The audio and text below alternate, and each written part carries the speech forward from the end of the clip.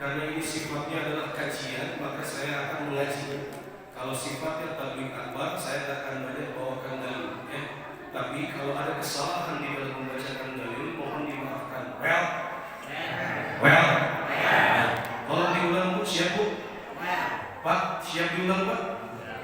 Idza mata ibnu Adam. Diulang.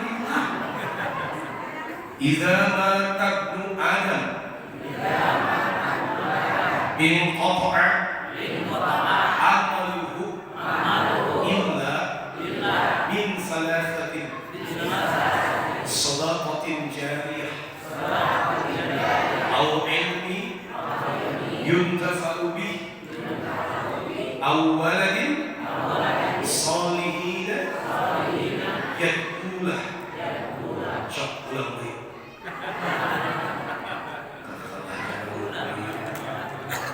Hari Minggu Rasulullah panjang atau pondok? Panjang. Sok ulang lagi. Idza mata ibnu Adam in qata'a amaluhu illa min salasatin sadaqatin jariyah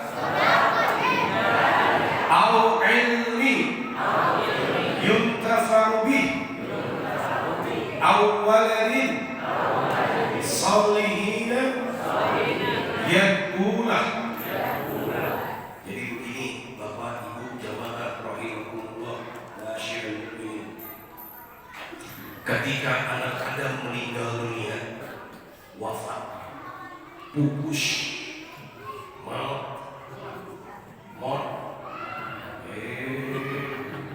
Ketika anak Adam meninggal dunia, semua akan terputus darinya. Well, kecuali 3 perkara. Illa min salasatin. Salasah 3. Yang pertama, shadaqah jariyah. Ibu bapak wayana kudu ketawa tentang shadaqah. Wa anfiqu mimma razaqnakum min qabli ayyatina ahadakumul maut fayaqula rabbi laula akhartani ila ajalin qaribin fa asaddaqa wa kum minas shalihin. Kenapa sedekah penting? Karena ketika anak Adam dijemput oleh ajal, keinginannya tiada lain hanya satu, ya Allah, tunda dulu kematianku, tunda dulu ajalku. Mau ngapain Anda? Saya ingin bersedekah dan beramal soleh. Jadi sedekah penting bisa. Nanti kalau ada entry masjid Al-Falah muter, Bapak buka duit kilo lambar 100.000, 50.000, 5.000, mana yang begitu? Yang mana Pak yang dimasukin? 100 perak, 100.000, Bapak 50.000. Baik, tapi itu tidak akan saya bahas, saya lewat. Yang kedua, al-ilmi yuntafa'u bih, ilmu yang bermanfaat. La tazulu qadama abdin yaumal qiyamati hatta yus'ala an umrihi fima afnahu wa an ilmihi fima fa'al wa an malihi min aina aktasabahu wa fima afnaqahu wa an jismihi fima aqlahu. Tidak akan pernah bergeser kaki seorang hamba Allah di pengadilan Allah sebelum menyelesaikan 4 perkara. Yang pertama, umur digunakan untuk apa? Well, yang kedua, ternyata setelah umur yang ditanyakan untuk ilmu. Ilmu anjir digunakan untuk apa? Manfaat untuk masyarakat untuk atau buruh. Jadi al-ilmu yuntafa'u bih. Carilah ilmu-ilmu yang bermanfaat untuk kemaslahatan umat juga kemaslahatan akhirat. Kenaon? Karena dengan ilmu itulah satu-satunya cara agar kita beribadah kepada Allah Subhanahu wa ta'ala. Jadi ilmu itu penting. Ilmu itu penting. Sok makmurkan masjid, perbanyak majelis taklim, entong sibuk gurunya dan dunia mau dibawa malam Pak. Well, ayeuna Bapak bigawe unggal poe gaji puluhan juta, rumah gedong, mobil paling anyar, besok lusa bapak meninggal, etak mobil kan dibawa ke Raja Cilik, dibawa kebayaran, syukur nganterkeun mayit bapak, tidinya mah balik deui ka GBI, betul? Oke, bapak mau eta mobil ku pamajikan dijual, duitnya dipakai kawin deui, kawinan ka bapak DKM. Makanya harta itu tidak dibawa kecuali harta yang disedekahkan atas Allah Subhanahu wa Ta'ala. Well, ilmu juga penting karena kenapa? Tanpa ilmu moal aya jalma anu bisa beribadah dengan baik kepada Allah. Betul?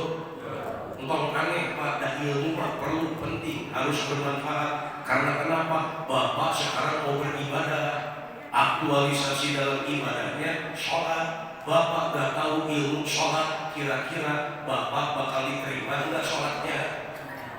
Contoh, bapak tahu ilmu takbir, beres takbir bapak baca apa? Iftitah. Beres iftitah bapak baca Al-Fatihah, betul? Beres baca Al-Fatihah surat pendek, betul? Udah baca surat-surat lalu bapak apa? Ruku. Dari situ bapak apa? I'tidal, betul? Dari i'tidal bapak gak punya ilmu sujud.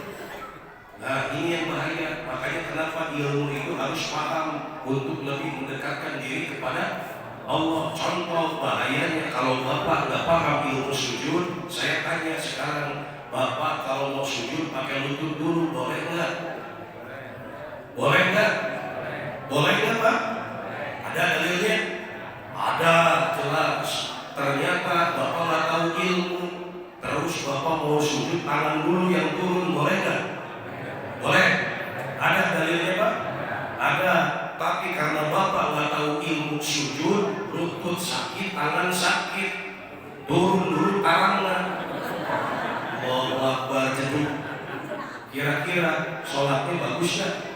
Jadi ilmu itu penting. Bapak jago sedekah, ngalang butuh, ngalang susah, nyumbang masjid, nyumbang madrasah, tapi nggak tahu ilmu sedekah. Kira-kira ketika bapak sedekah ke yatim piatu diterima nggak? Diterima nggak? Bapak nyumbang masjid Al-Fatihah diterima nggak? Allah tidak akan pernah menyia-nyiakan orang yang berbuat baik pahalanya. Tapi ketika bapak rajin sedekah, bapak rajin nyumbang masjid, orang tuamu terbengkalai. Karena ilmu sedekah itu yang paling pertama adalah walidain wal aqrabin wal yatama wal masakin wal nas sabil. Sampai sini bisa dimengerti Bapak-bapak? Well, ilmu yang bermanfaat, khairun nasi anfa'uhum lin.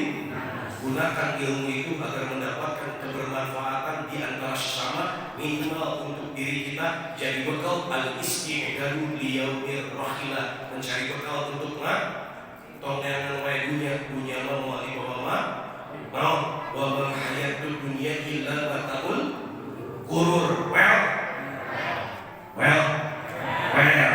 itu nggak akan saya bahas juga. Yang saya bahas yang ketiga, awaladin salihina yad'ulah, doa anaknya soleh. Kullu nafsin dha'iqatul, setiap yang bernyawa pasti akan mati, dead.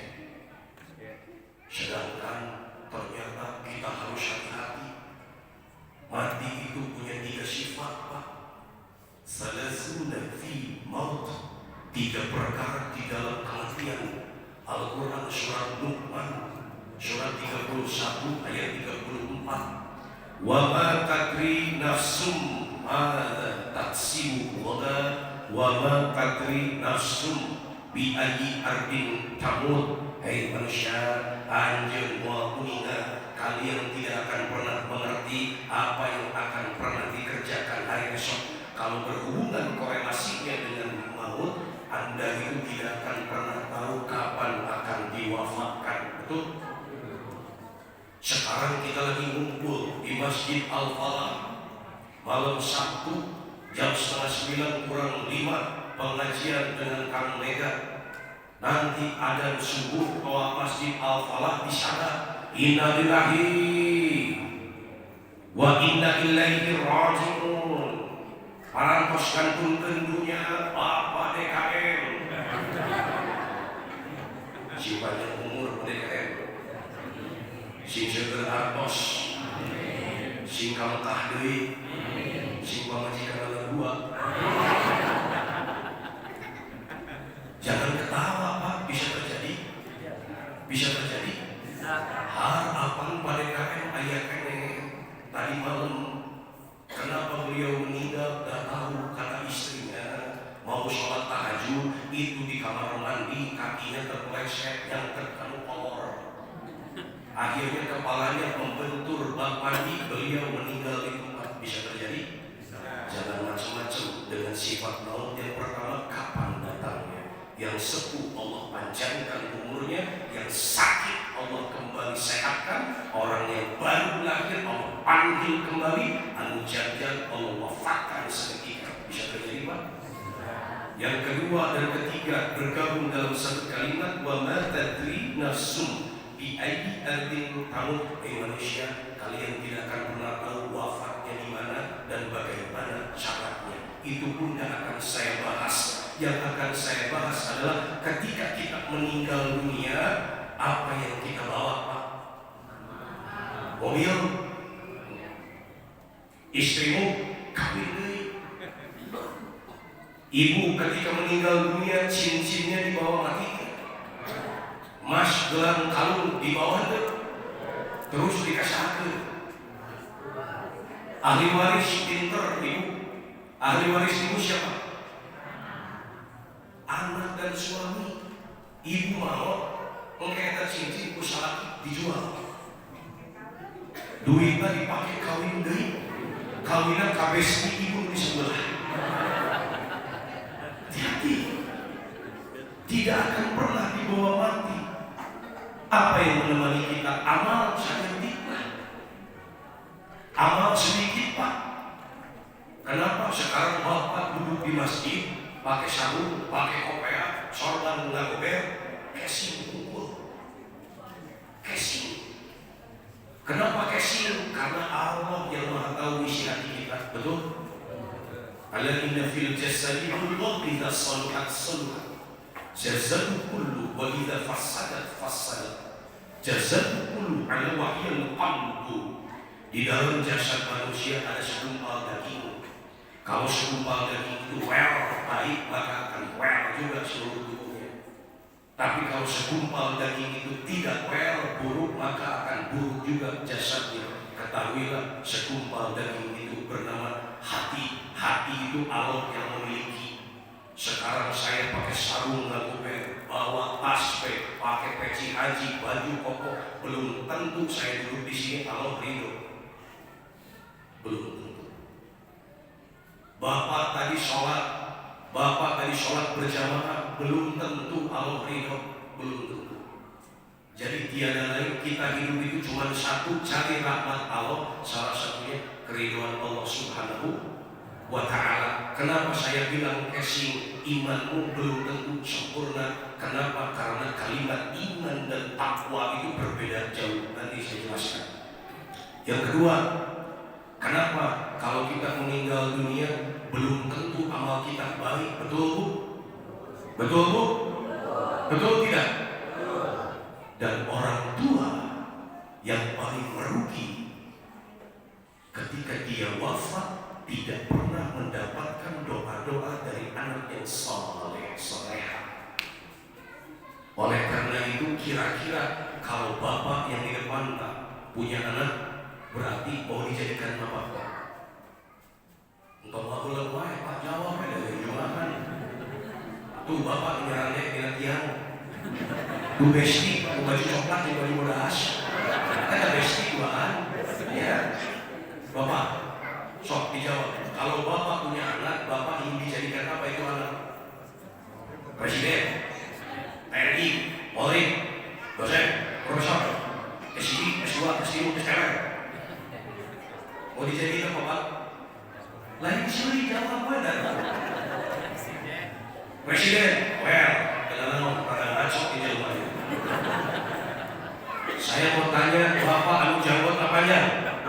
Anu pakai kemeja kotak-kotak. Bapak punya anak, apa yang Bapak inginkan dari seorang anak? Menjadi anak? Masya Allah, cie-cie. Yang ada teh? Betul? Sekarang saya tanya, tingkat kesuksesan anak soleh seperti apa Pak? Cung. Jangan takut salah, kita sama-sama belajar. Pak yang pakai baju batik merah, suksesnya seorang anak menurut Bapak itu seperti apa? Lain sekali Bapak jawab. Waktu. Berbakti sama orang tua. Bapak yang baju hijau keluar asing, sholat tanpa disuruh, itu anak yang sukses. Baik, halo, perhatikan. Suami yang sukses kata ibu yang bagaimana? Yang soleh? Kecil terbalik, kecil. Yang soleh, Pak. Tapi yang nanti sekarang itu. Oke, namun kami jadi presiden, arek duit, salamar 200.000, dan gambarnya bayi pahlawan nasional, muka ibu. Judulnya bayi pahlawan nasional, istri durhaka. Ibu, suami yang soleh, seperti ibu seperti apa? Suami yang sukses. Pak, perhatikan. Suami yang sukses bukan yang banyak harta. Suami yang sukses bukan yang tampan. Suami yang sukses bukan yang jabatannya tinggi. Tapi suami yang sukses adalah suami yang mampu menggandeng tangan istri dan anak-anaknya selamat sampai ke surganya Allah tanpa kekurangan apapun. Seorang istri yang sukses bukan yang cantik, Pak. Bukan yang pintar masak, bukan yang pandai berdandan, Pak. Tapi seorang istri yang sukses adalah wakilul abdul jannati min abwabil jannati syi'ti, yang mampu memasuki surganya Allah dari pintu-pintu yang mana saja yang mereka sukai. Sedangkan anak yang sukses adalah seorang anak yang mampu menjemput kedua orang tuanya di gerbang akhirat, memakaikan mahkota indah, pakaian terindah, dan membukakan pintu surga langsung untuk kedua orang tuanya. Itu anak yang sukses.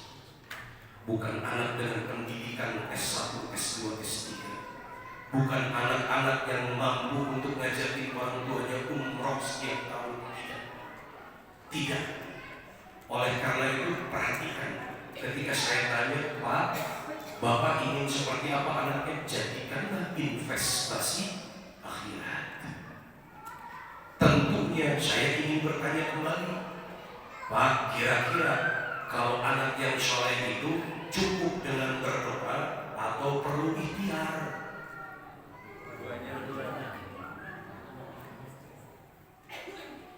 Berdoa atau dengan ikhtiar?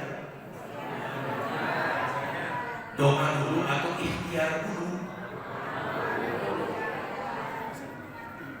Ibu sudah bingung gitu. Baik, perhatikan. Bu, ketika seorang wanita menjadi seorang ibu hamil, pada fitrahnya mereka akan selalu berdoa. Ketika tahu dirinya hamil, seorang ibu itu akan selalu berdoa pada fitrahnya, apa yang diucapkan? Robbi habli min salihin. Bapak ketika tahu istrinya hamil, yang Bapak selalu lakukan pada fitrahnya seorang pemimpin itu akan selalu berdoa, Rabbana hablana min azwajina wa dhurriyyatina qurrata a'yun waj'alna lil muttaqina imama. Rabbi habli minas shalihin. Lahirlah anak itu, tentu saja Allah kalamkan. Ketika seorang orang tua mempunyai keinginan anak yang menjadi putra putri yang saleh soleha, maka pada fitrahnya ayah dan ibunya akan selalu berdoa kepada Allah, Rabbi habli minas shalihin, atau Rabbana hablana min azwajina wa dzurriyyatina qurrata a'yun waj'alna lil muttaqina imama. Namun Allah kalamkan kembali di Al-Quran surat 13 ayat 11, lahum aqibatum min baini yadayhi wa min khalfihi yahfazunahu min amrillah. Perhatikan di kalimat keduanya pun, innallaha la yughayyiru ma biqaumin hatta yughayyiru ma bi anfusihim. Wa idza arada Allahu biqaumin su'an fala maradda wa ma lahum min dunihi min wal.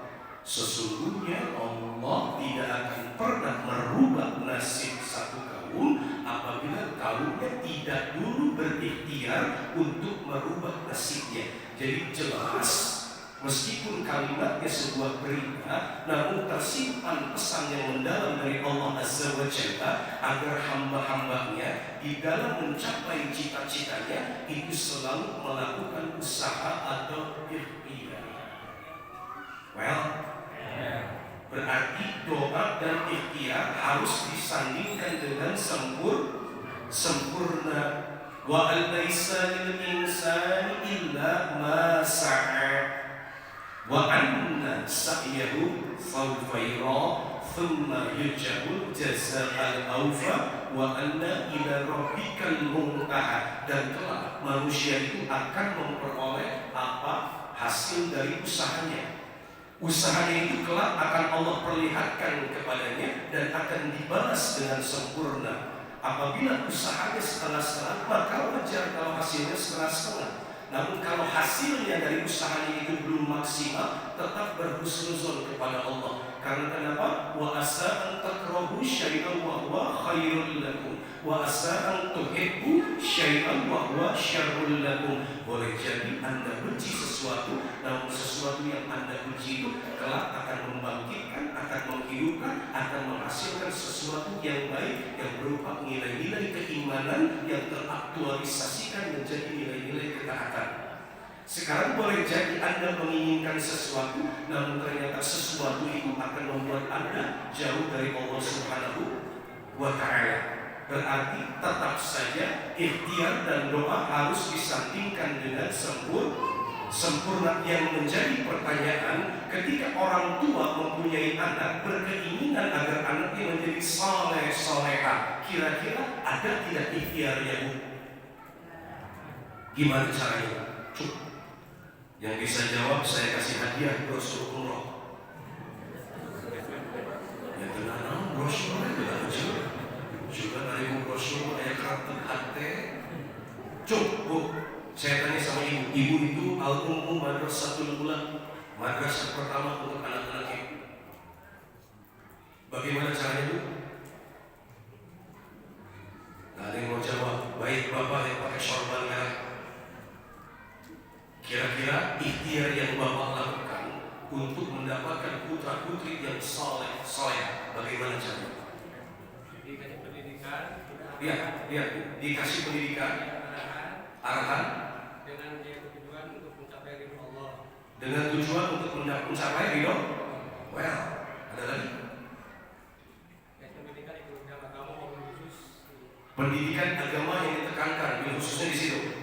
Tidak salah, bagus. Saya tanya sekarang sama bapak yang pakai gamis putih, bapak kayak Syekh dari Abu Dhabi. Ya, gimana kira-kira, Pak?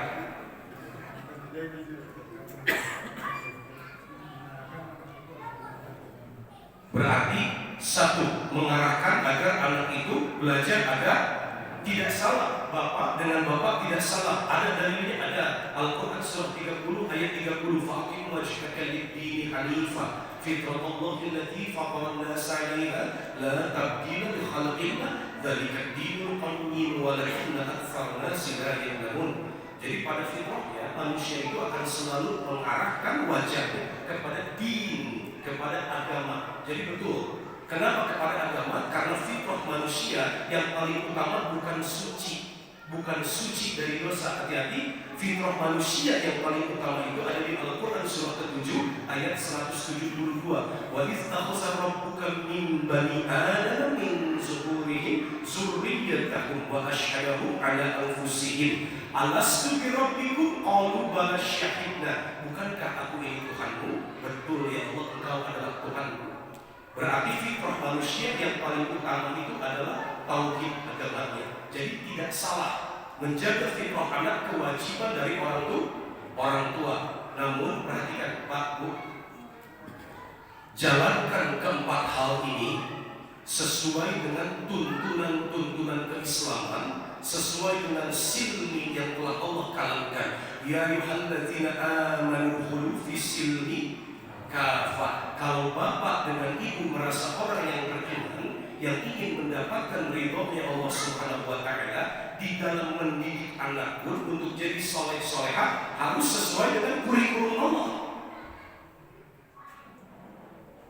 Contoh seperti ini, bapak dengan ibu bertemu, menikah, dari pendidikan yang berbeda, latar belakang yang berbeda, pengajaran yang berbeda, timbullah visi dan misi yang berbeda, lalu menikah sampai kiamat pun gak akan pernah bersatu, Pak.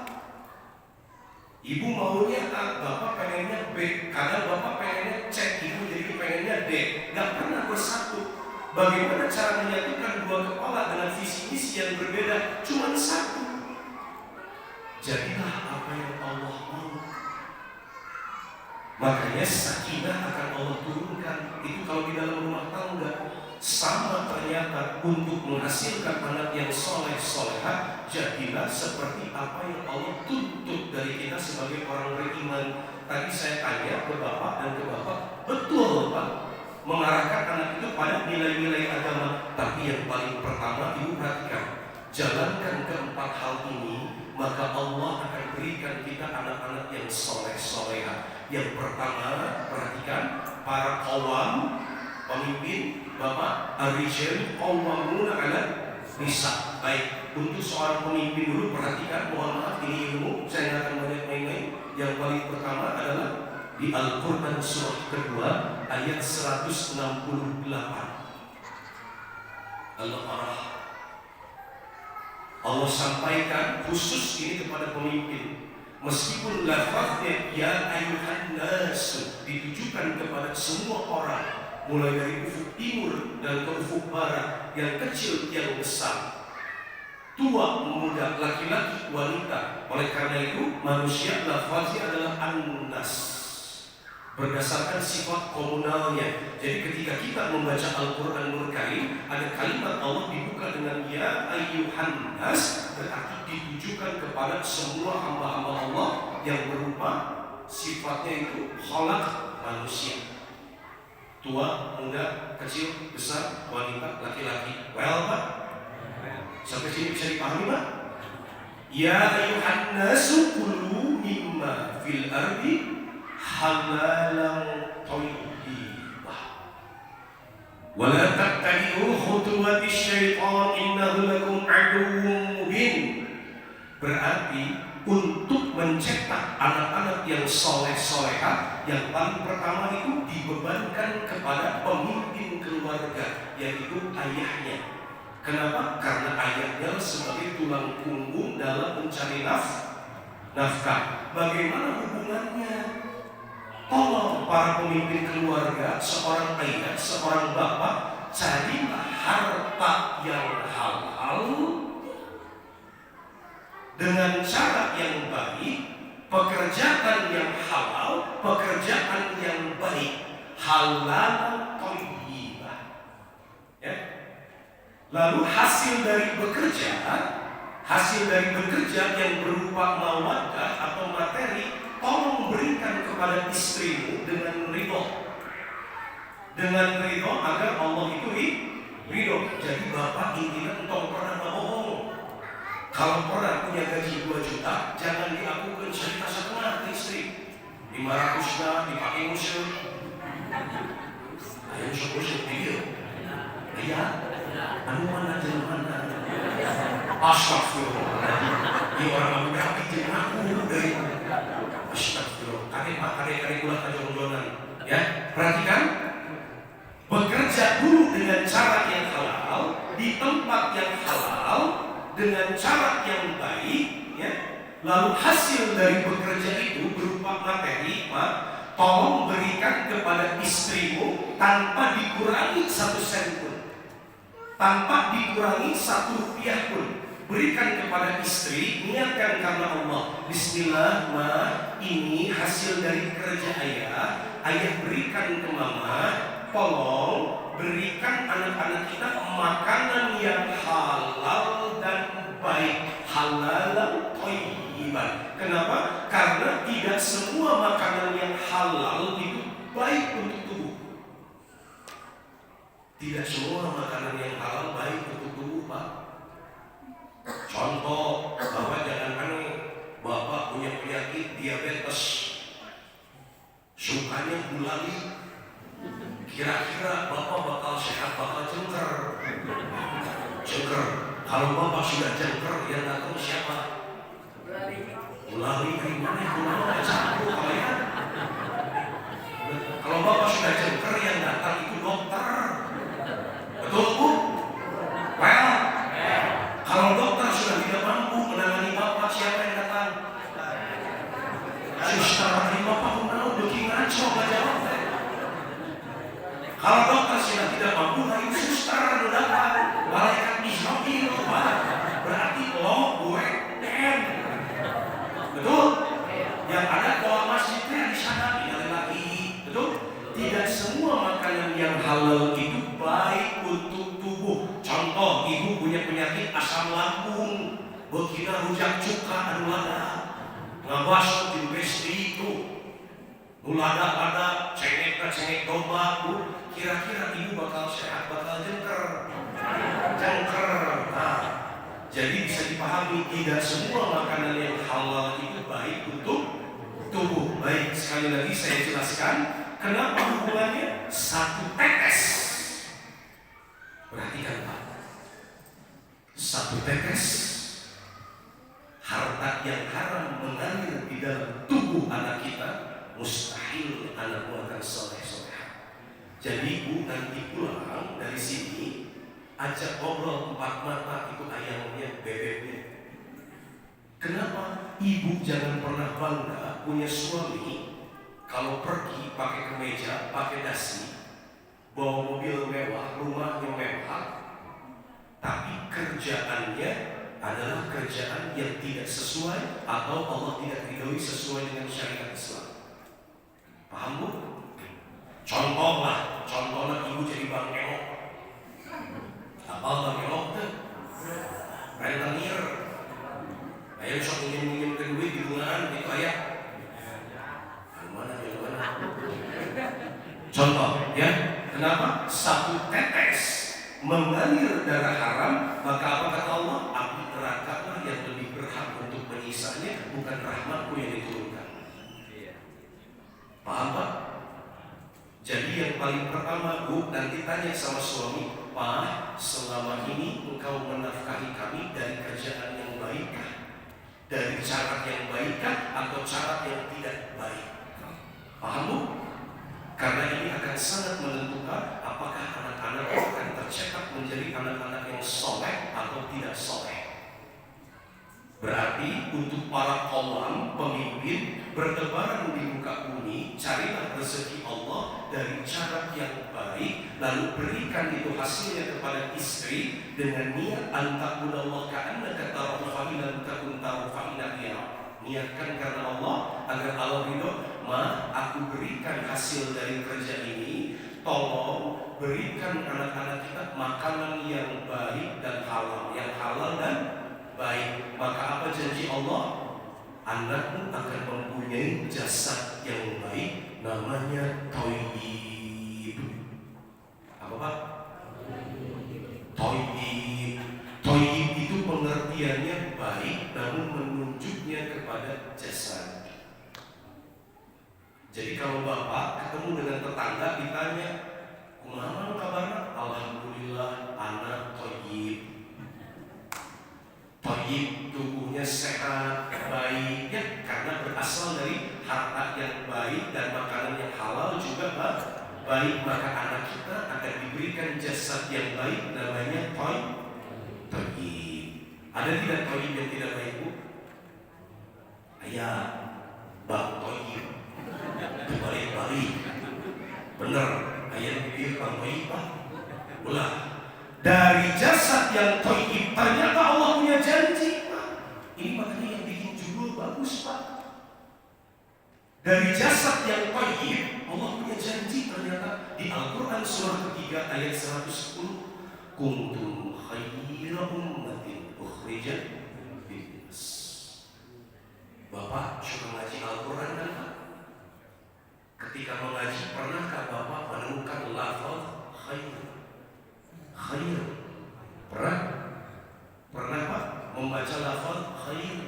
Nyata kuntum khayra ummatin ukhrijat linnas. Anda adalah umat Islam, umat yang terbaik. Terbaik dari apa? Dari sifatnya.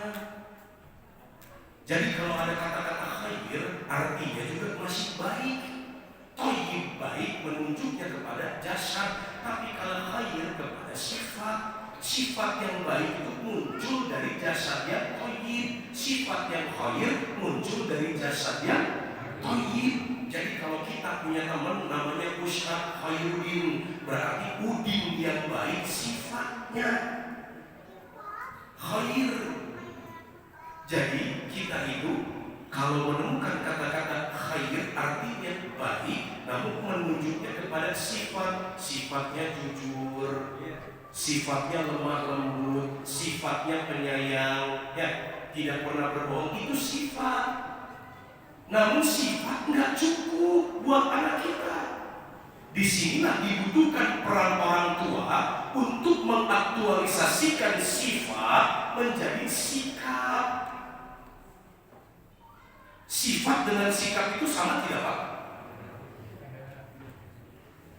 Sifat dengan sikap sama tidak? Bapak punya sifat jujur, tapi berubah jadi sikap. Di kantor diajak korupsi, tongkoro di kantor, Pak, di DKM, di masjid. Bapak punya sifat jujur, tapi tidak jadi sikap. Terus ada encreng yang harusnya beli Al-Quran dipakai nu aneh-aneh. Kalau sifatnya tidak berubah jadi sikap, ada kemungkinan itu bisa jadi korupsi. Tapi kalau orang yang dari sifat dirubah menjadi sikap, diajak korupsi, no, tidak. Jadi itu jadi tahiyat, bukan jadi maksiat. Berarti saya tidak mau, aku Pak, iya lah, panggana tangan ke atau minimal, pokoknya aja kata-kata aja Bapak, oh tidak. Berarti sifat harus diaktualisasikan menjadi sikap. Seperti iman harus diaktualisasikan menjadi takwa. Disinilah peran orang tua dibutuhkan. Contoh seperti ini, ibu punya sifat sabar. Punya sifat sabar, datang ke masjid, ikut pengajian. Kata Pak Ustadz, wa'ata'at zawjaha, nurut ya pada suami, sing sabar ya, maka engkau dapat memasuki pintu surga yang mana saja. Dari pengajaran terbentuklah sifat. Sifat ibu sabar, pulang ke rumah, namun gak dipraktekin. Kira-kira baik tidak? Tidak baik. Contohnya seperti ini, ibu punya sifat sabar, karena goreng bala-bala. Suami manggil, gitu. Mana seragam bapak? Mana celana jeruk? Mana kunci motor? Kalau sifat sabarnya tidak praktek jadi sikap, apa yang terjadi, Bu? Copot sorangan, peninggali kopot keriwah. Betul tidak? Bapak punya sifat sabar, tidak menjadi sikap. Ninggalin awewe gelis, sekali ninggalin, Masya Allah, la quwata illa billah. Tapi nggak jadi sikap, apa yang terjadi? Di mananya? Seorang nomor teleponan pada kaya. Nah itu, makanya sifat harus diaktualisasikan, direalisasikan menjadi sikap. Disinilah orang tua itu berperan. Dari sifat yang baik anak kita itu tuntun berubah sifatnya menjadi sikap, berubah dari khair menjadi ma'ruf. Ma'ruf artinya apa, Pak? Artinya ma'ruf apa, Pak? Baik, namun menunjuknya kepada sikap. Kuntum linnas ta'muruna bil ma'ruf. Anda adalah umat Islam, umat yang baik sifatnya dan sikapnya selalu mengajak juga kepada kebaikan. Jadi sifat berubah menjadi sikap. Esti kepengawasan itu sikap bukan Bu? Itu sikap bukan?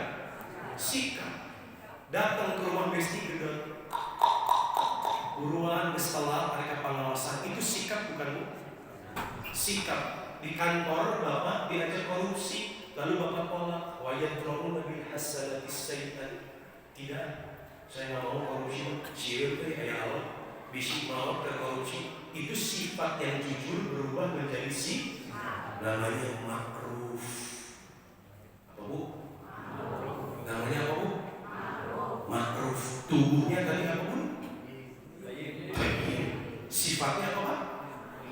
Dibimbing oleh kedua orang tuanya, dari sifat diaktualisasikan menjadi sikap, dari khair berubah menjadi makruf. Perhatikan, ini baru 3. Lalu tanamkan kepada anak kita nilai-nilai ketauhidan. Nah, lakukan sikap-sikap baikmu itu semata-mata karena Allah. Jangan mau dipuji sama manusia. Jangan mau sikap-sikap makrufmu itu dipraktekkan hanya untuk mendapatkan pujian dari manusia. Hadis riwayat Muslim nomor 8. Anta budallah ka'annaka tarahu fa illam takun tarahu fa innahu yara. Anda menanamkan kepada anak agar semua sikapnya itu dilakukan semata-mata hanyalah ibadah kepada Allah. Maka dari sikap yang makruf berubah lafaznya menjadi ihsan. Apa Bu? Tubuhnya apa Bu? Apa Pak? Kompak. Tubuhnya? Sifatnya? Sikapnya? Dilakukan karena Allah. Sikap makrufnya maka akan menjadi thayyib. Bergabung dengan khair, bergabung dengan makruf, bergabung dengan ihsan, jadilah saleh. Melekat kepada anak perempuan, jadilah saleh. Kira-kira kalau 4 hal ini hilang satu, bisa nggak anak-anak kita soleh-soleh? Bisa nggak? Bisa nggak? Bisa. Namanya birrun. Apa pun? Birrun. Melekat kepada pelaku namanya mabrurun. Apa Pak? Mabrurun, sebuah derajat soleh yang diberikan oleh Allah, namun ujiannya karena musibah besar. Contoh, dulu Bapak pemain sering maksiat Pak. Sering maksiat, saking seringnya maksiat, sholat tak pernah, baca Quran tak pernah, batur ke masjid, terus, adan-adan, musyuk terus di balong.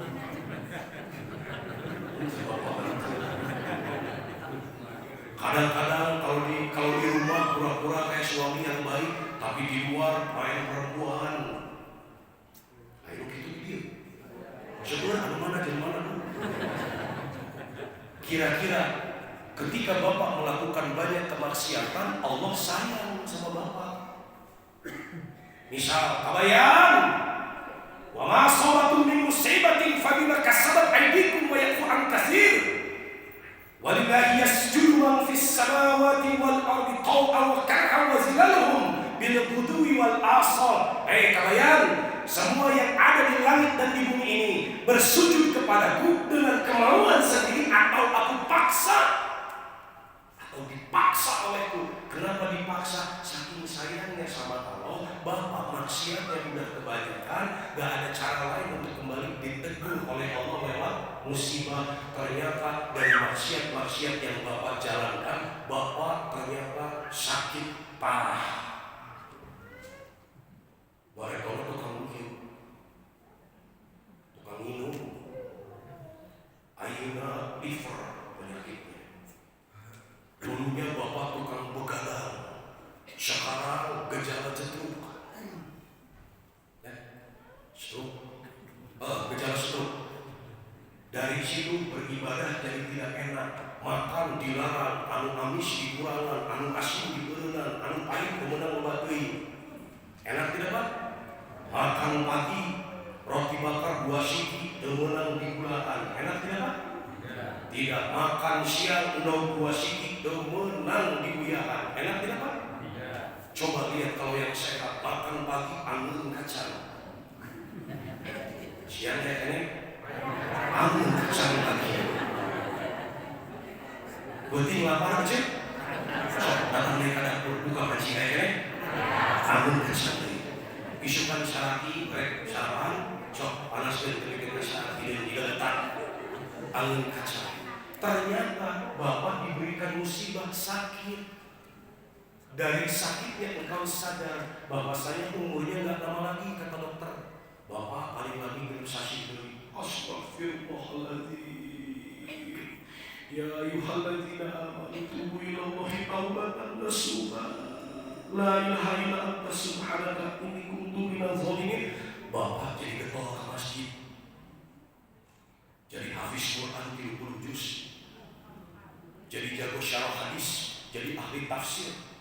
Jadi muadzin, jadi marbot masjid, melayani umat, berubah derajatnya dari yang tidak baik menjadi soleh, tapi ditegur oleh Allah, namanya birrun. Saya tanya, mau jadi birrun atau dari hal yang tadi? Sekarang Bapak tega kalau anak-anak kita jadi anak-anak yang soleh-soleha dari cara birrun, motoran, jadi gangster, mau bendera kebanggaan. Asapang ayeuna, asapang jambukna, asapang kasetna, ternyata ngabegal di sisi jalan hareupeun Polda, anu dibegana inspektur polisi, anu aya budak urang didor, kakinya didor, dibawa ke rumah sakit yang tadinya bisa selamat jadi harus diamputasi. Eta budak ujung-ujung jadi soleh pada geungeun sampean hiji. Tega Bapak mau ambil yang 4 hal tadi. Berarti cek dulu kita kerja apa harta yang kita dapatkan dengan cara yang baik atau tidak. Apakah istri kita memberikan makanan yang baik? Tidak.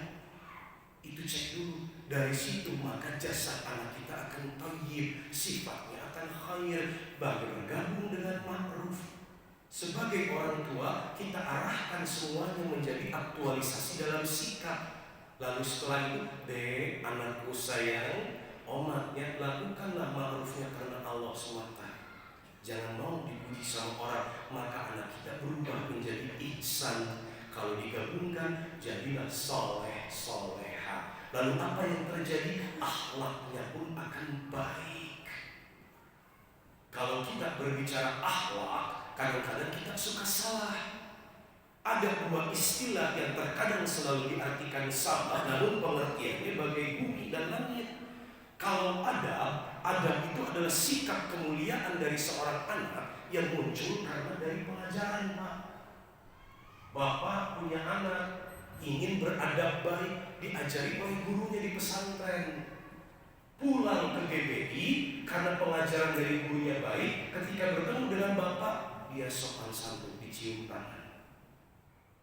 Dia lewat ke depan orang tuanya, punten, bu punten, itu adab. Kalau ada orang non-muslim bisa jadi lebih baik dari kita, Pak. Kalau ada, kalau Bapak nggak percaya, berangkat ke Jepang. Kalau nggak di Google, di YouTube, lihat bagaimana adabnya orang Jepang. Setiap bertemu kadang membubuhkan diri. Sumimasen. Kalau kita naik kereta telat 1 menit, dia minta maaf, mohon maaf keretanya telat. Datang lebih cepat 1 menit, minta maaf lagi. Itu adab. Ibu kalau tahu seorang istri di Jepang mau nemuin suaminya di ruang kerja, apa yang terjadi? Dia ketuk dulu depan pintu, bersimpu. suamiku, boleh aku masuk? Mangga. Bukan. Bawain maki. Ribut-ribut tapi ada. Masuk ke pintu gak langsung ke suaminya. Duduk lagi, tutup pintu, angkat lagi. Ada suaminya di depan, bersimpuh lagi. Ini sayangku cari teh, kalau akbar ada gitu. Coba diurang.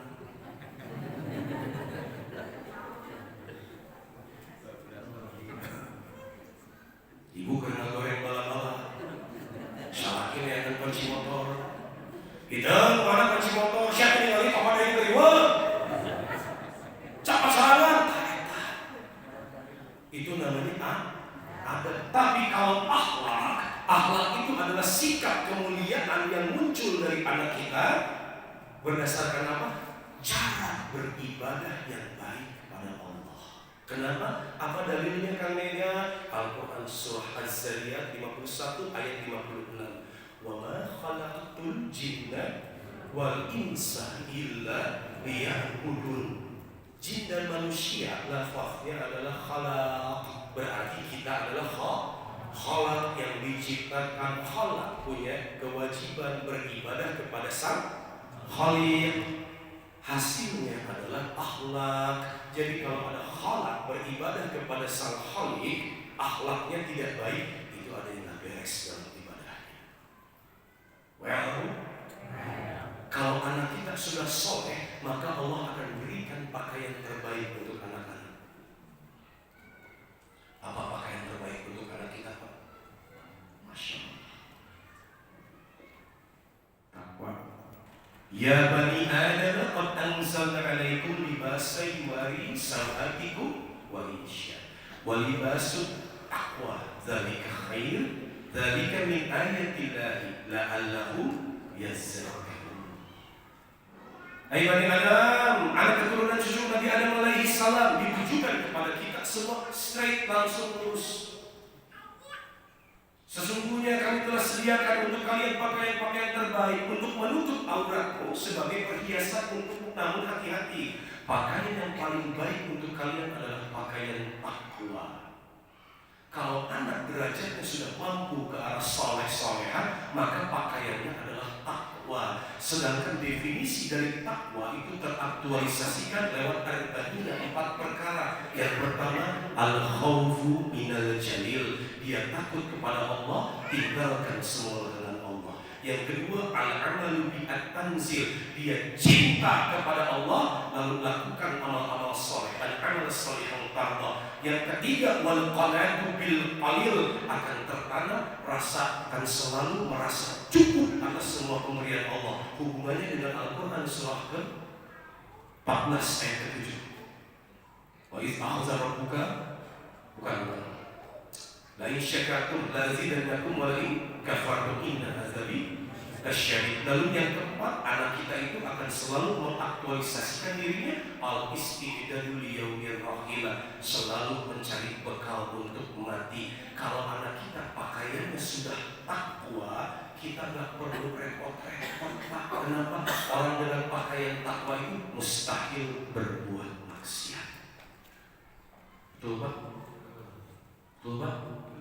Jadi caranya mudah, bukan langsung punya uang dimasukin ke pesantren, enggak juga. Sekarang Bapak punya uang besar, dimasukin anak ke pesantren, tapi uang Bapak itu dari cara yang enggak benar. Kira-kira Allah ridho enggak? Enggak bakal. Jadi jangan aneh. Kalau sekarang kita tambah tua, tambah sepuh, anak tambah besar, kok susah banget ya ke masjid. Kita sekarang umurnya tambah sepuh, anak tambah dewasa, sudah akil balik, kok susah banget dia disuruh baca Quran. Kerjaannya malah kongkow sama pemuda yang sebayanya. Kenapa? Wajar, itu kan dia lagi seusianya. Enggak wajar. Berarti apa yang terjadi? Kita harus muhasabah. Ada apa yang paling pertama sebagai kawannya, sebagai pemimpin keluarga, coba muhasabah apa selama ini kita kerja dari hartanya yang Allah ridhoi tidak. Jangan-jangan kalau jualan di pasar ada timbangan yang dilebihkan, ada timbangan yang dikurangi.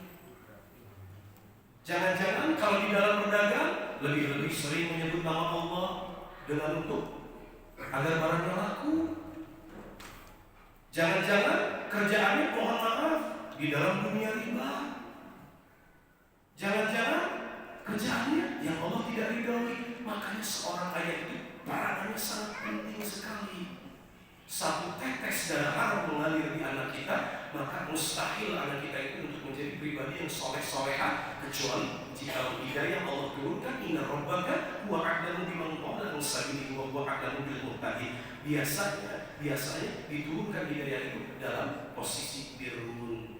Itu yang bahaya. Mau kita enggak mau kita pun anak kita diuji dengan musibah dulu lalu dia jadi soleh-soleha? Enggak mau, betul tidak? Oleh karena itu, untuk mencetak pribadi yang soleh-soleha itu gak cukup hanya dengan kita istilahnya punya uang ke pesantren. Belum tentu. Banyak teman saya punya uang, sekolahnya anak-anaknya di pesantrennya gak betah. Pulang lagi, protes, masuk lagi ke SMA. Karena kenapa? Selidik demi selidik ternyata ayah ini kerjanya di hal-hal yang Allah tidak ridhoi. Makanya kurikulumnya sesuai dengan apa yang Allah tuntunkan. Kalau kita jalankan, apa kata Allah? Maka aku akan berikan tingkat kesolehan untuk anak-anak kalian. Percuma sekarang kita beribadah, Robbi habli minasyolihin, Robbi habli minasyolihin. Tapi lihat anak-anak kita di kantor RW, di pos RW, begadang tengah malam, sholat subuhnya ketinggalan, disuruh ke masjid, susahnya minta ampun, baca Quran, blak-blek-blok. Apa nanti modal kita? Itu yang bahaya. Karena orang tua yang paling merugi ketika wafat, dia tidak pernah mendapatkan doa-doa kiriman dari anaknya. Itu yang bahaya. Sedangkan kriterianya adalah awalin solihina yad'ula, doa anak yang soleh. Doa anak yang soleh. Syukur-syukur bapak ahli sedekah, syukur-syukur bapak ahli ilmu dan ilmunya bermanfaat. Kalau nggak punya keduanya, yang ketiga juga nggak ada kriterianya. Jujur Pak, saya katakan kita adalah orang-orang yang merugi. Kita adalah orang-orang yang merugi. Akankah ketika kita wafat lalu disolatkan orang lain? Wah, itu bahaya Pak. Akankah kita wafat anak kita nggak mau nurunin jenazah kita? Oleh karena itu satu saya titipkan, gak usah terlalu berpikir panjang. Satu Pak, akan rugi apabila orang tua punya anak ajarin Al-Fatihah satu aja Pak, biar gak rugi. Maksudnya itu Al-Fatihah itu satu hari 5 kali dipakai sholat. Bapak wafat amal jariahnya terus ngalir. Jangan bangga kalau anak kita lafaz Qurannya bagus, murotalnya bagus, qiraatnya bagus, tapi hasil dari pendidikan Pak Ustaz itu ngeri. Minimal kalau kita punya anak, ajari mereka Al-Fatihah. Kita punya cucu, ajari Al-Fatihah. Kenapa? Satu hari 5 kali dipakainya. Ketika kita sudah wafat, amal jariahnya amal solihah tardo akan mengalir terus. Wa asyini fi zurriyati. Well, Pak? Well, Bu? Siap, Bu? Lalu yang kedua, tekniknya seperti apa agar anak-anak kita tetap berada dalam istiqamah? Fastaqim kama umirta wa man taba ma'aka wa la taqaw. Tolong kata Allah di Al-Quran surat 11 ayat 113, wa la tarkanu ila alladzina zalamu fatamassakumun nar wa ma lakum min dunillahi min awliya tsumma la tunsarun. Tolong anak kita itu perhatikan pergaulannya. Jangan sampai mereka ini lebih cenderung kepada orang-orang yang zalim yang telah akan menimbulkan murkanya Allah. Berarti saya sederhanakan, anak-anak kita itu lihat pergaulannya, dekatkan mereka dengan orang-orang saleh. Yang ketiga, bagaimana untuk menetapkan anak kita itu tetap berada dalam keimanan yang baik? Wa aqimis salata tarafain nahar wa zulfan minal lail. Innal hasanati yuzhibna sayyi'at. Tolong perintahkanlah mereka untuk salat. Apa kata Allah? Ya ayyuhalladzina amanu qu anfusakum wa ahlikum nara wa quduhan nas wal hijarah 'alaiha malaikatun ghilazun syidadun la ya'sunallah ma amarahum wa yaf'aluna ma yu'marun. Peliharalah dirimu dan keluargamu dari api neraka yang bahan bakarnya adalah manusia dan Bagaimana pemimpin keluarga memelihara anaknya, istrinya dari api neraka? Bagaimana caranya? Wa'mur ahlaka bis-sholati wastabir 'alaiha. Perintahkanlah mereka untuk sholat.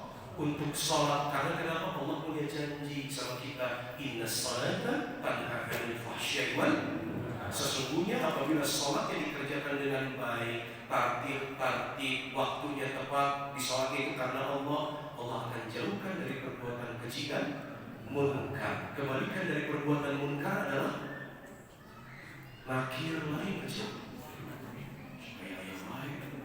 Kebalikan dari perbuatan munkar adalah ma'ruf.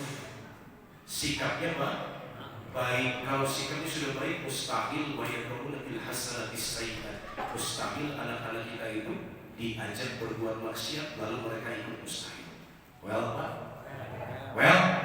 Barakallahu li wa lakum fil Qur'anil azim. Kalau ada pertanyaan, silakan. Dari bapak-bapak, bangga, kiri, kanan, dari ibu, silakan. Kasih. Mana Haji?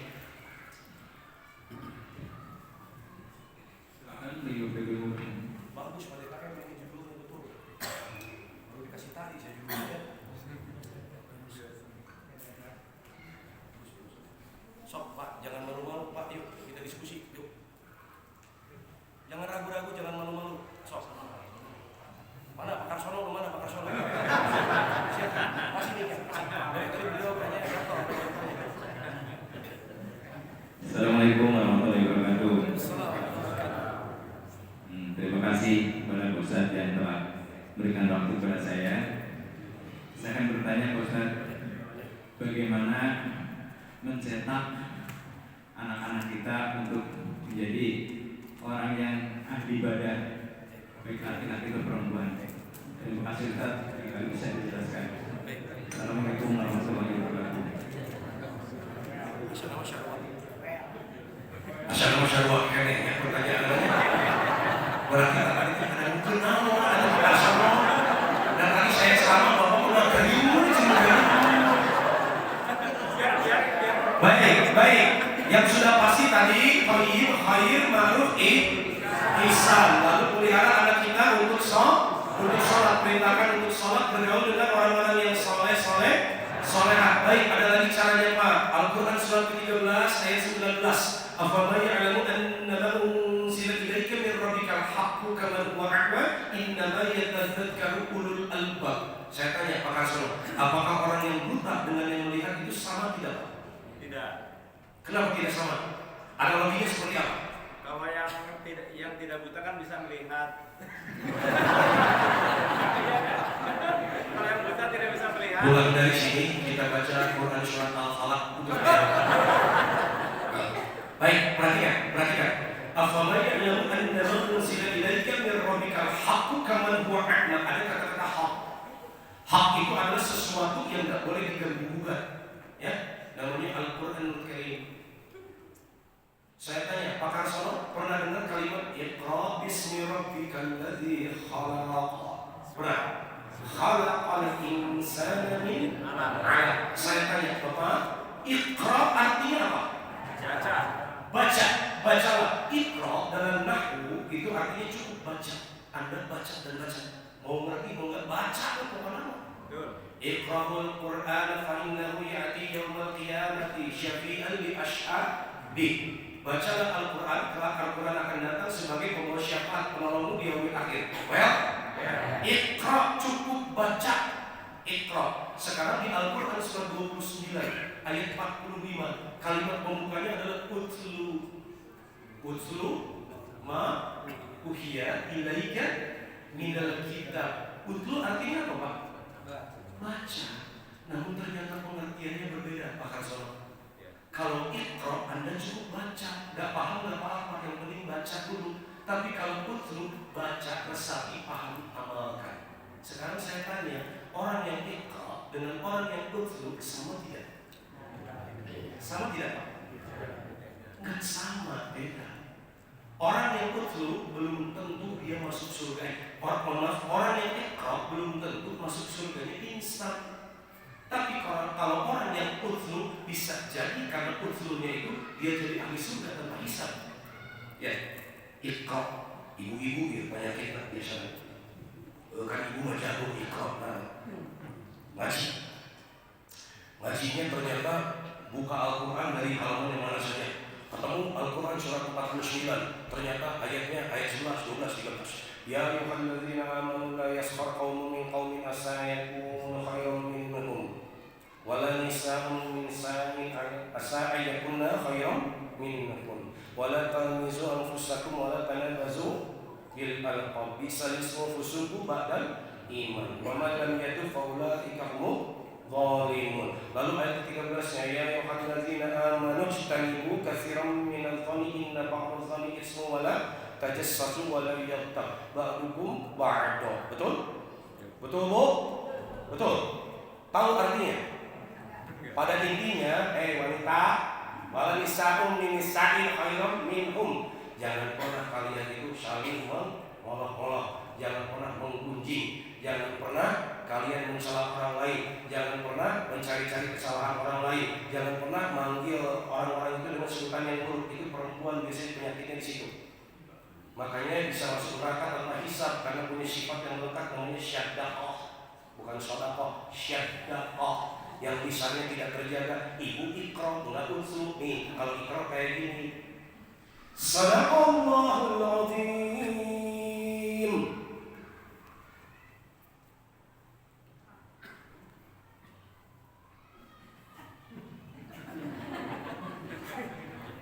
Mesti nyaut.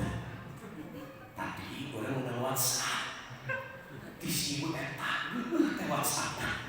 Dan itu ikro. Dia baca Quran tapi nggak paham. Tapi kalau utsu dia paham, minimal baca terjemahnya, lalu dia paham, dia amalkan tuh. Ternyata nggak boleh mencela, nggak boleh menggunjing, nggak boleh nyakitin orang lain. Kenapa? Atadruna mal muflis. Dia bakal jadi orang bangkrut. Kenapa? Innal muflisan min ummati ya'ti yaumal qiyamati bis-shalati wasyiyami waz-zakat. Orang yang bangkrut nanti datang dari umatku bawa pahala salat, pahala saum, pahala zakat. Tapi kenapa? Ya'ti qad syatama haza, dia masih menyakiti orang lain. Kalau ikra cuma baca Al-Quran belum tentu ibu instan masuk surga. Kenapa? Karena nggak diamalkan. Tapi kalau utslu udah dibaca, faham, diamalkan. Oh ternyata saya nggak boleh ya ngomongin orang itu lahma akhihi maitan fakaritum. Mau diamalkan mesti kan gitu lah.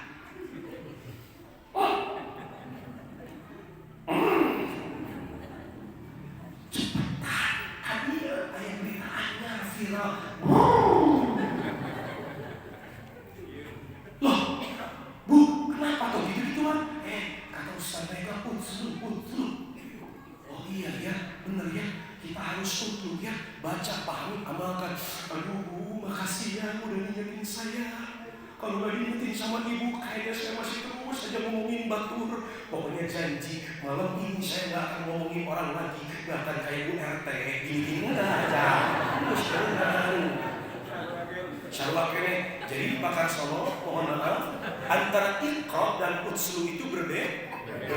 Pada intinya utslu ma uhiya ilaika minal kitab.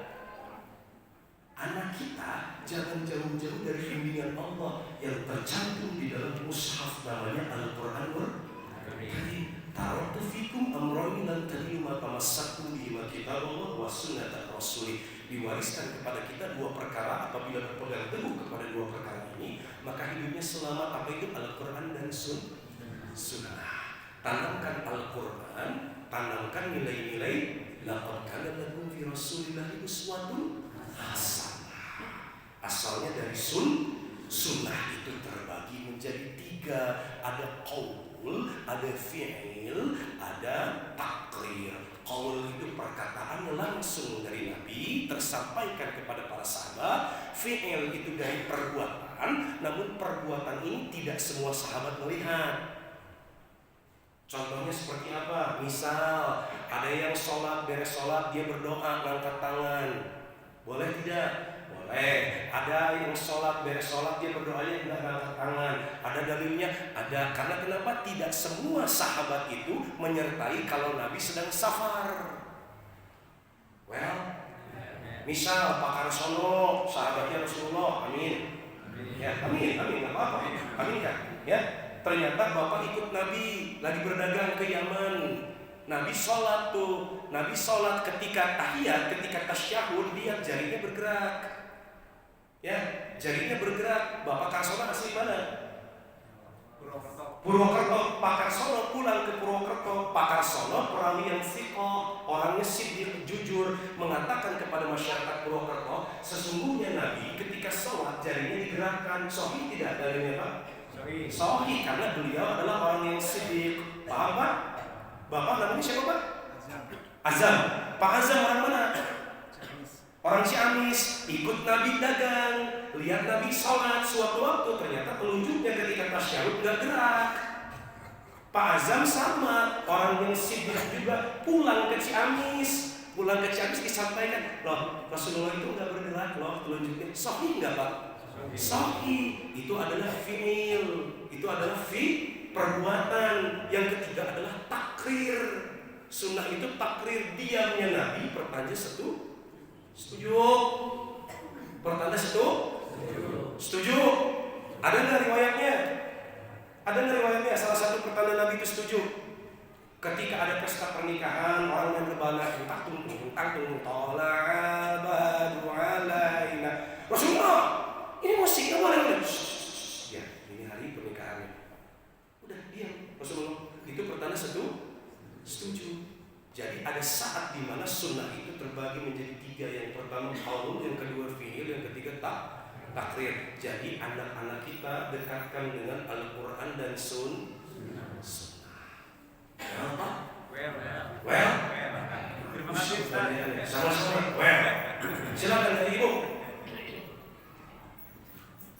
Ibu ngomong itu meliharaan gitu.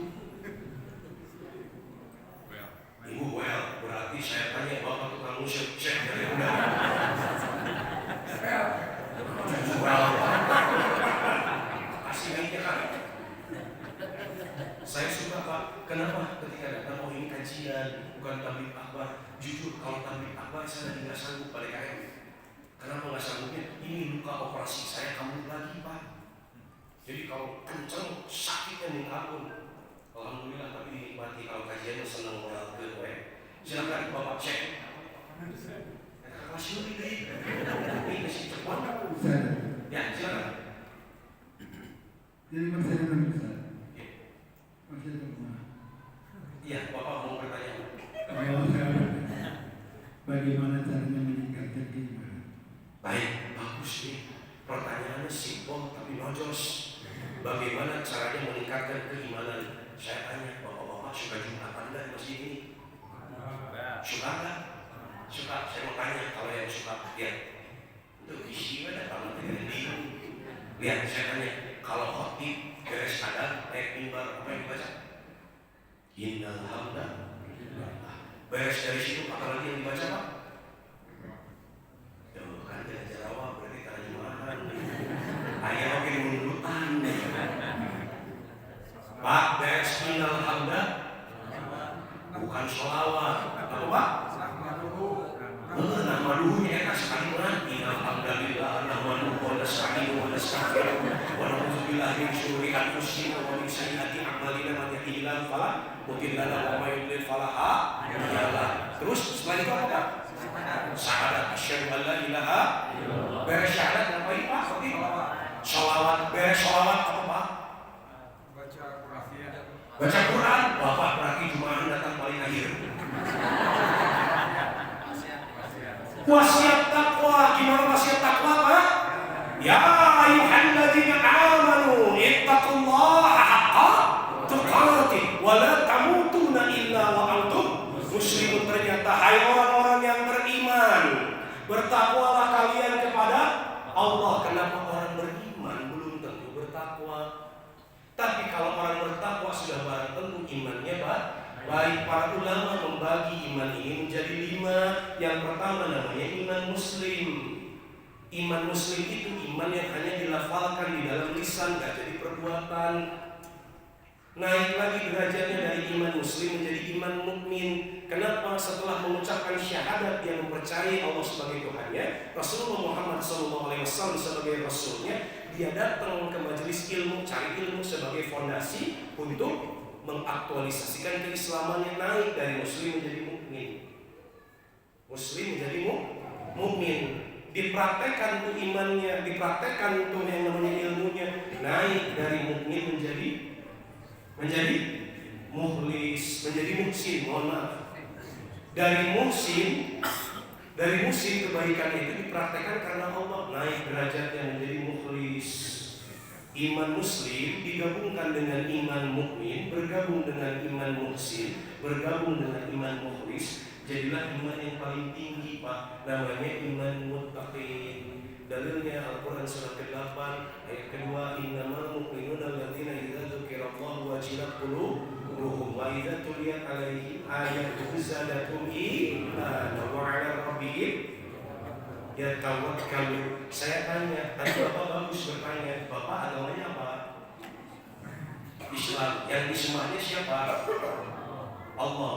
Bapak orang beriman? Saya nggak yakin. Ibu orang beriman? Ibu orang beriman? Saya nggak yakin.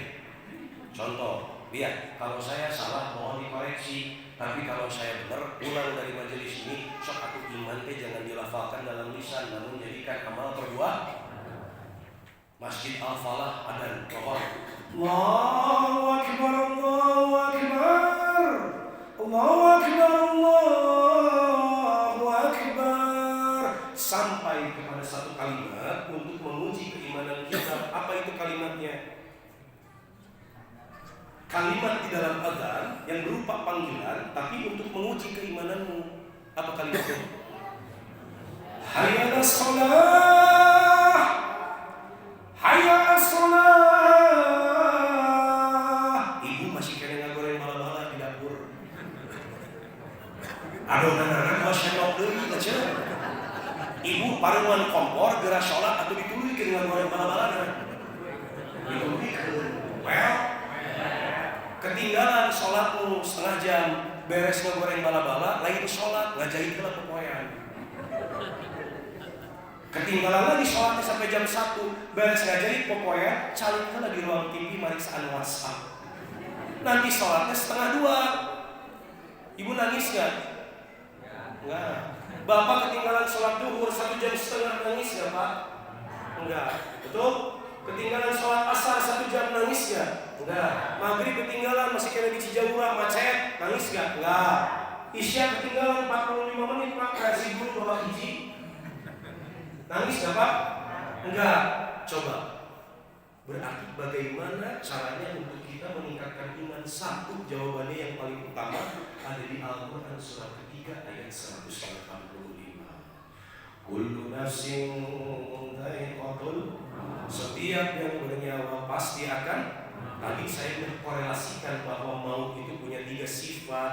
Di Al-Quran surah Luqman surah 31 ayat 34, kalimatnya kalimat keempat kelima, 5 kunci gaib yang Allah gak akan pernah buka sama manusia. Kapan dia wafat, di mana tempatnya, dan bagaimana caranya. Kalau orang-orang sudah meyakini tentang 3 perihal maut itu, mustahil dia berbuat maksiat. Betul Pak? Yang kedua tadi di Al-Quran surat ke-11 ayat 113, bergaul dengan orang-orang yang soleh-soleha. Kalau kita gaulnya dengan pandai besi, maka baju kita pun akan terbakar. Tapi kalau kita gaulnya sama tukang minyak wangi, maka baju kita pun akan ikut wangi. Lalu yang ketiga, wa aqimis sholata tarafain nahar. Tolong Anda sholat dari permulaan fajar pagi subuh berarti sampai ke malam harinya, ke isya. Tolong itu jangan ditinggalkan. Kewajiban kita adalah beribadah kepada Allah. Cara ibadah aktualisasinya yang gak boleh pernah kita tinggalkan cuma satu, aqimu salat. Ibu umur 30, 40, 50, 60, 70. Bapak umur 40, 50, 60, 70. Salat. Allahu Akbar. Aduh, duit sesuai. Allahu Akbar. Di dapur hamidah kacang deui dahar teh. Allahu akbar. Eta pengawasan ilmu warna naonnya. Allahu akbar. Ari si Rizky Bilar jeung si Lesti geus rujuk saha. Allahu akbar. Aduh kacang tutul. Allahu akbar. Ari ieu rokaat kasabaraha ya? Ya, ternyata bapak sama masuk ke masjid, kata saya sarungnya cuma casing, baju kotornya cuma casing, kopernya casing, dan hati mah Allah yang tahu. Datang sekarang ke Al-Falah, sholat, sorbannya gober, Allahu akbar.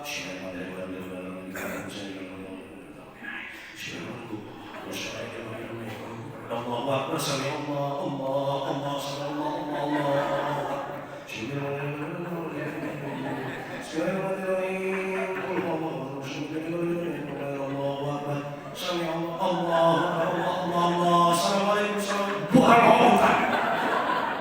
Kunaon Pak dan versi keduanya di luar lagi. Final Pak. Ayo begitu di dia. Ayo awan aja. Kita paling depan. Ayo ada.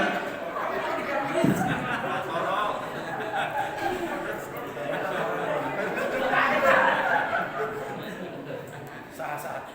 Harus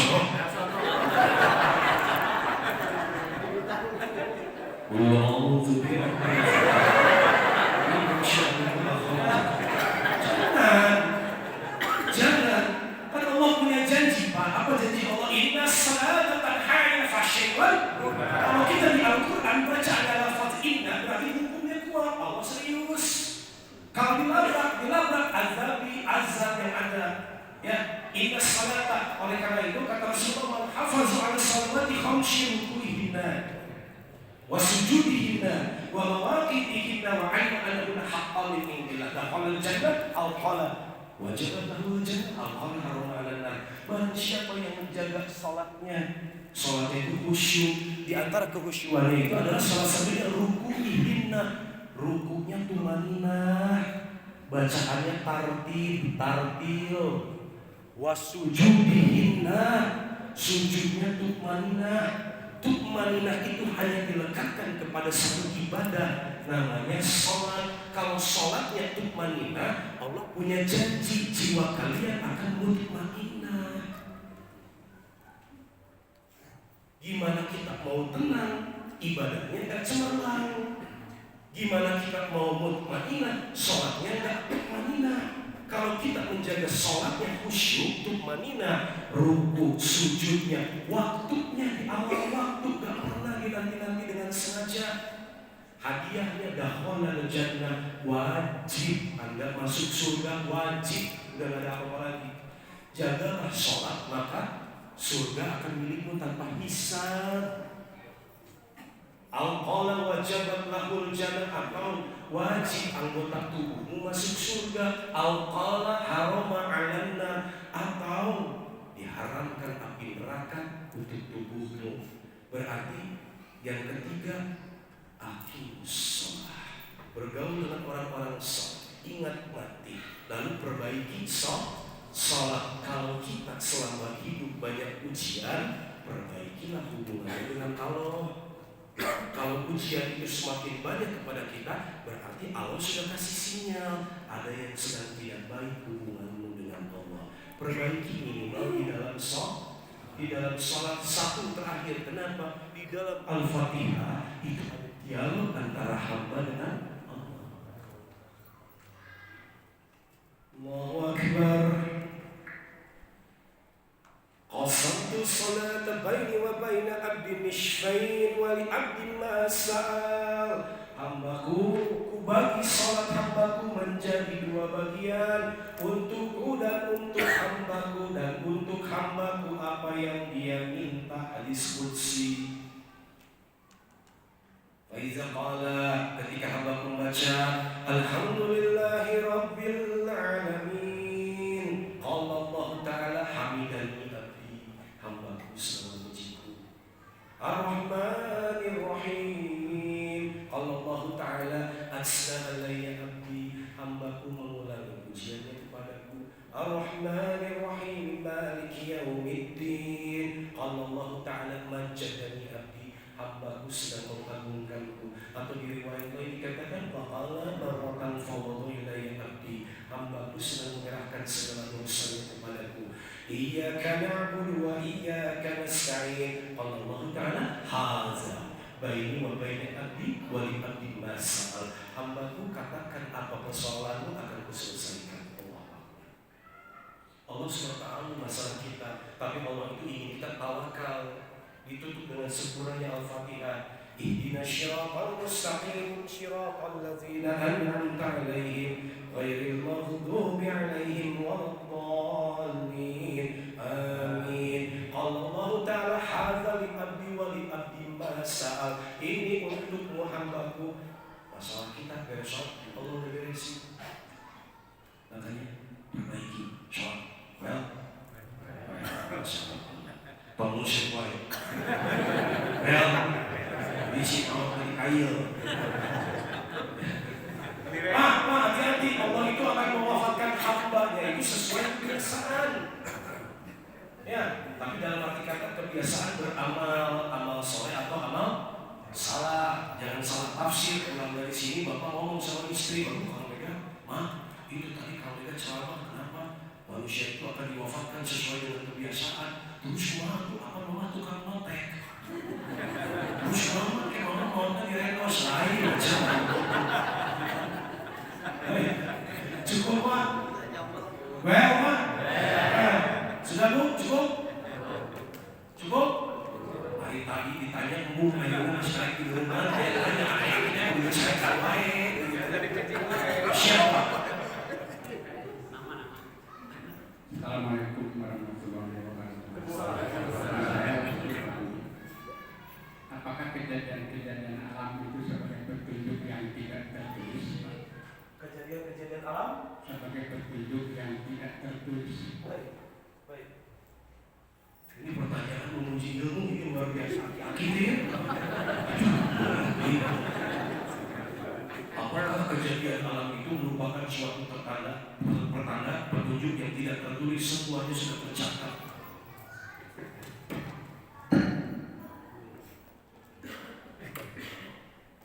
Semuanya sudah tercatat Pak. Jadi semuanya itu sudah tertulis, tersirat dan tersurat. Di mana tersiratnya Pak? Di mana tersuratnya Pak? Namun ada yang Allah beritakan dengan straight langsung kepada hamba-Nya, ada yang Allah simpan. Di antara semua tanda-tanda kebesaran Allah itu semua diperlihatkan kecuali 5. Kecuali 5. Semua tanda-tanda kebesaran Allah itu diperlihatkan. Makanya di dalam Al-Quran itu ada kalimat ayatihi, ayatuhu, ayat-ayat. Ayatihi ayatuhu ayat wa min ayatihi an khalaqa lakum min anfusikum azwajan litaskunu ilaiha wa ja'ala bainakum mawaddatan wa rahmah. Inna fi dzalika la ayatin liqaumin. Ada ayat ditutup dengan kalimat yatafakkarun orang yang berpikir.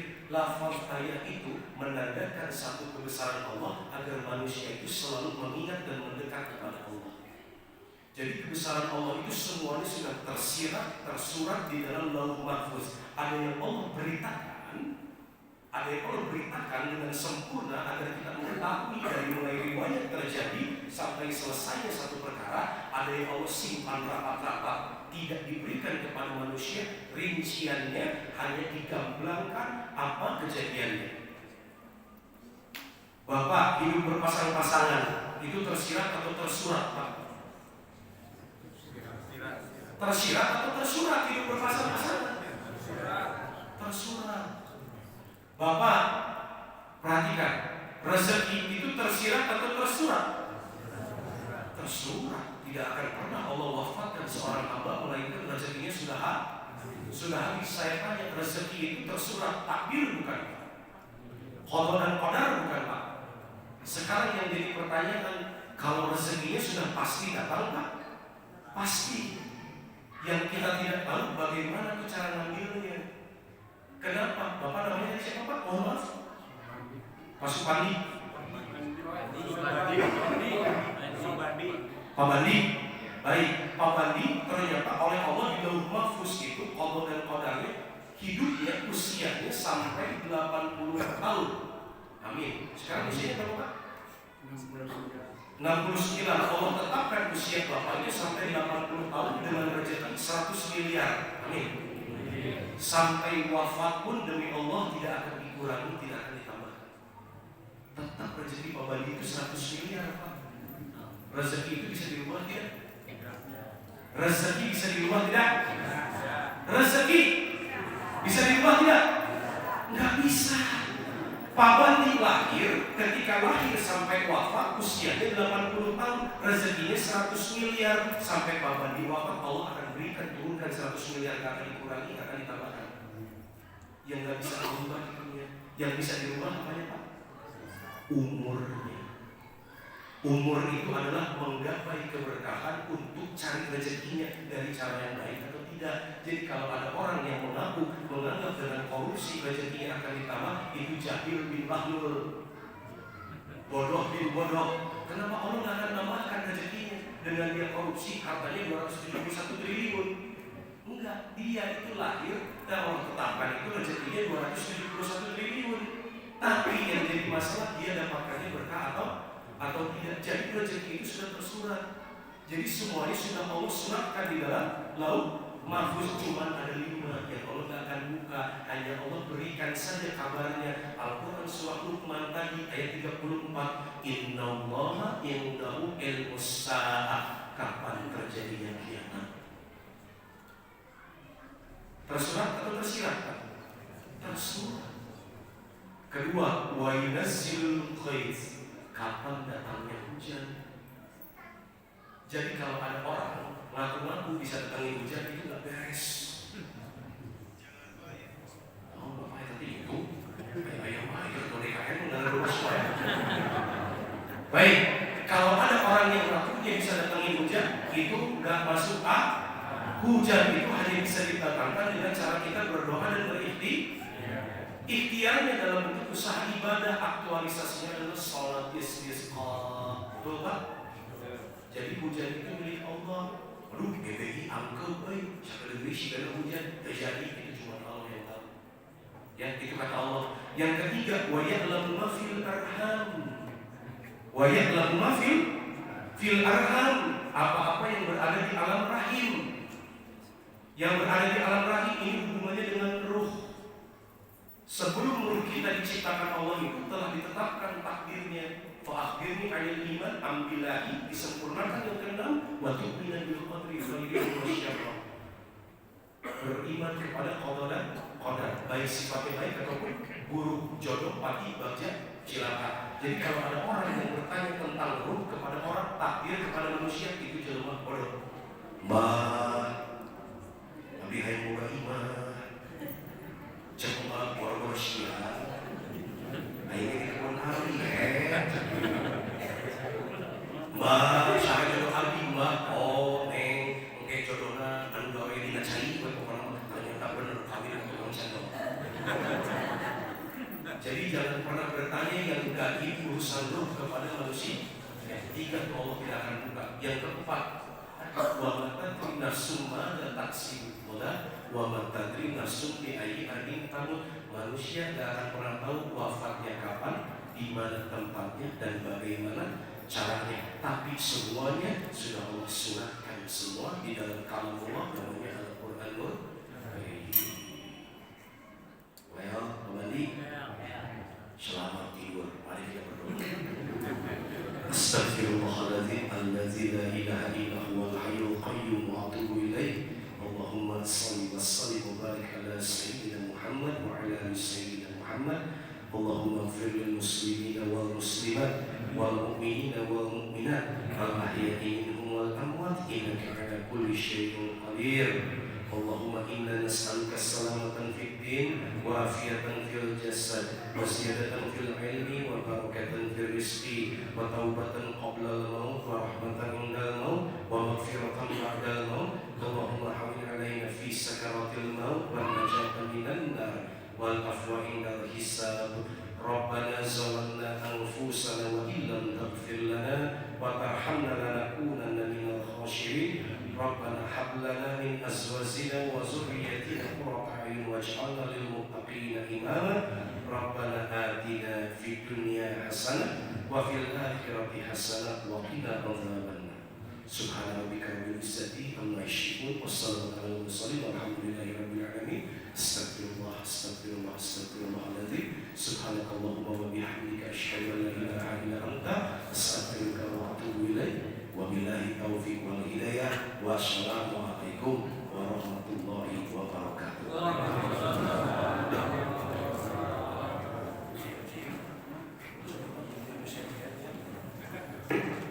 Terima kasih kepada Pak Ustaz, Pak Mega. Semoga ilmunya bermanfaat bagi kita semua dan kita lakukan di hidup sehari-hari. Untuk yang selanjutnya yaitu ada bagian football door prize ya, Kang Anhar.